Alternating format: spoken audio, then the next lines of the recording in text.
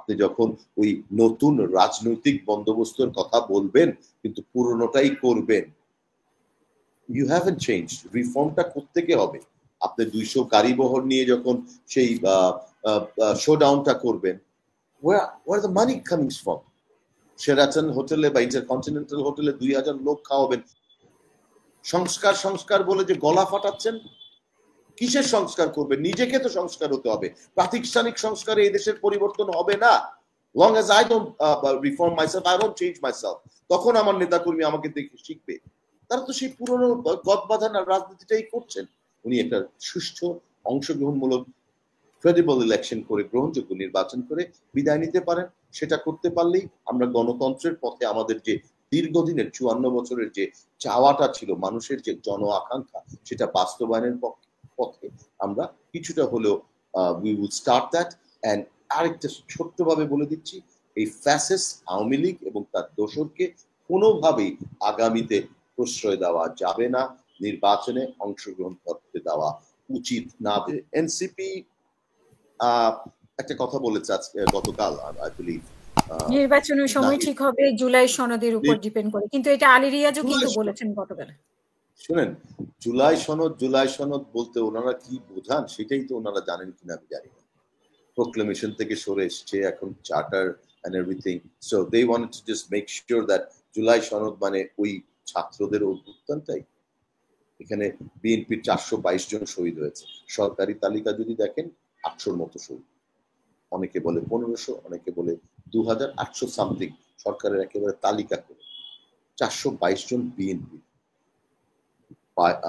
ঢাকা ইউনিভার্সিটির একটা লোক নাই, বেসরকারি বিশ্ববিদ্যালয়ের বেশ কিছু ছাত্র আছে, ছাত্র, শ্রমিক, জনতা, জামাতের প্রায় 200 লোক, দ্যাটস 600 প্লাস।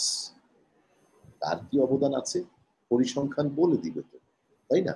হ্যাঁ, সেই সময় তারা যথেষ্ট ভূমিকা রেখেছে, but it was an uprising of the whole country.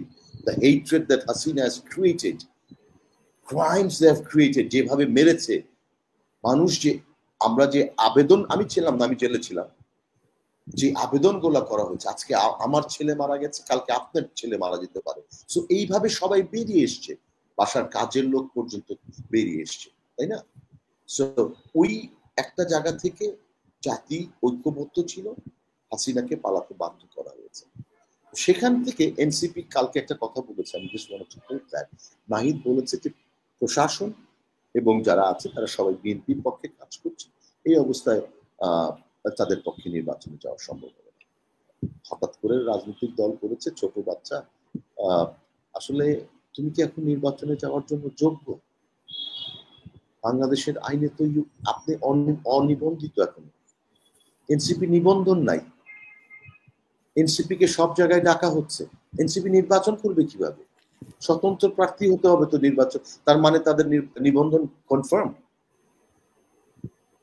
তার মানে কি তাদের নিবন্ধনটা কনফার্ম হয়ে গেছে? তারা জানে সময় চেয়েছে, মানে কি তারা নিবন্ধন পাবে, দ্যাটস ফর শিওর, তাই না?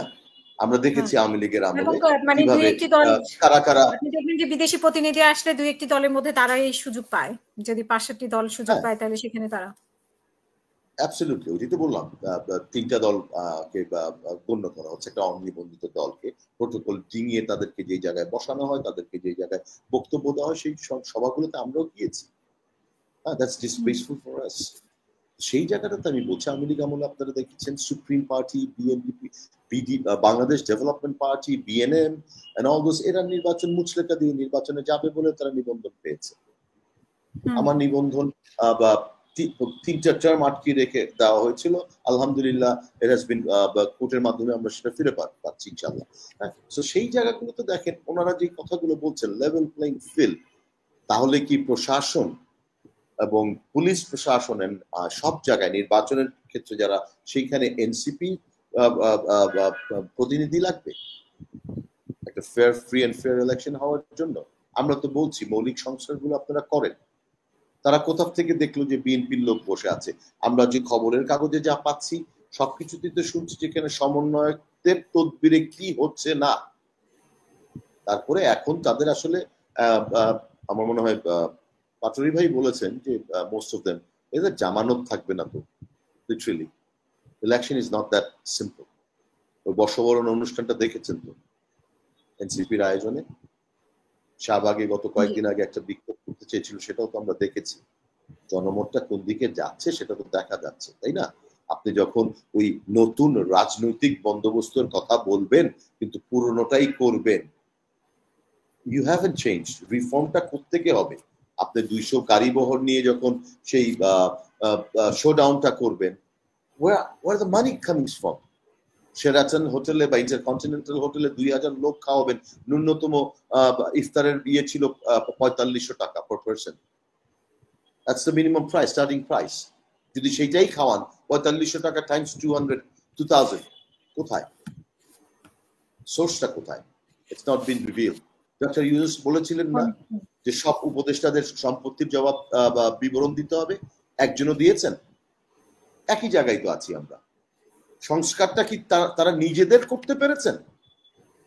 সংস্কার সংস্কার বলে যে গলা ফাটাচ্ছেন, কিসের সংস্কার করবে? নিজেকে তো সংস্কার হতে হবে। প্রাতিষ্ঠানিক সংস্কারে এই দেশের পরিবর্তন হবে না। long as I don't reform myself, I don't change myself, তখন আমার নেতাকর্মী আমাকে দেখে শিখবে।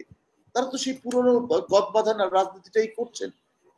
I saw a picture today of Hannan Masood এত পেছনে ওভারসিং দ্য স্কাই ইয়েতে বসে আছে বাংলাদেশের এত সুন্দর একটা যা office complex, that's his office. Where are you, kid? 10 months ago, where were you?